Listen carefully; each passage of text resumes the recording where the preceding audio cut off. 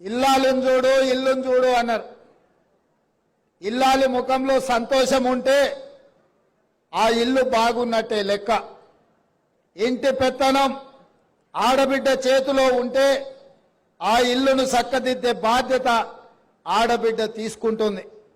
అందుకే ఈరోజు ఇందిరమ్మ ఇండ్లు తెలంగాణ రాష్ట్రంలో దాదాపుగా 4.5 లక్షల ఇండ్లు 22,500 కోట్ల రూపాయలతోని పేదవాళ్ళు ఆత్మగౌరవంతోని బ్రతకాలి, ఇందిరమ్మ ఇల్లు ఇవ్వాలి అన్న ఆలోచనతోని ఈరోజు ఈ కార్యక్రమం తీసుకున్నాం.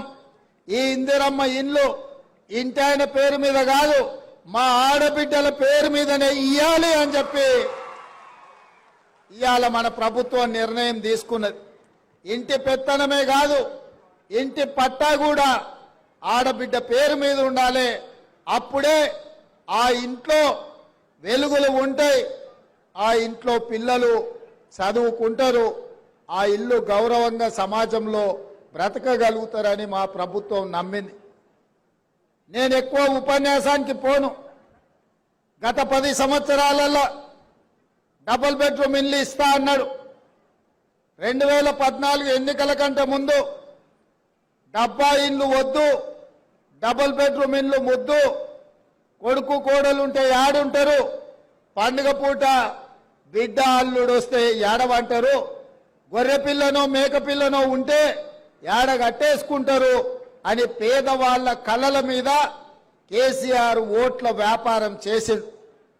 నిజంగానే ఇంతకాలం ఇల్లు లేక, కిరాయింట్లలో ఉండలేక, కిరాయి కట్టలేక, సొంత ఇల్లు ఉన్న గుడిసెలోనో పేద ఇంట్లోనో ఉండే ప్రతి పేదవాళ్ళు ఆలోచన చేసిండ్రు. అయ్యో కేసీఆర్ సార్ ఏదో చెప్తున్నాడు, నిజంగానే మనకి ఇల్లు ఇస్తే పండుగ పూట కొడుకు కోడలు కానీ బిడ్డ అల్లుడితోని సంతోషంగా గడపొచ్చని. ఒక్కసారి కాదు, చెప్పిన కథనే మళ్ళా చెప్పి ఎమ్మెల్యే ఎలక్షన్లు కావచ్చు, ఎంపీ ఎలక్షన్లు కావచ్చు, సర్పంచ్ ఎలక్షన్లు కావచ్చు, ఎంపీడీసీ ఎలక్షన్లు కావచ్చు, 2 సార్లు 10 ఏళ్ళు పదే చెప్పిందే చెప్పి తెలంగాణ ప్రజల్ని మోసం చేసి ఇక తెలంగాణ ప్రజలు ఆయన మోసానికి ఆయన అబద్ధాల మాటలకు కాలం చెల్లింది అని చెప్పి మొన్న జరిగిన శాసనసభ ఎన్నికల్లో కేసీఆర్ ను బీఆర్ఎస్ ను బొందబెట్టి ఇందిరమ్మ రాజ్యం తెచ్చుకున్నారు.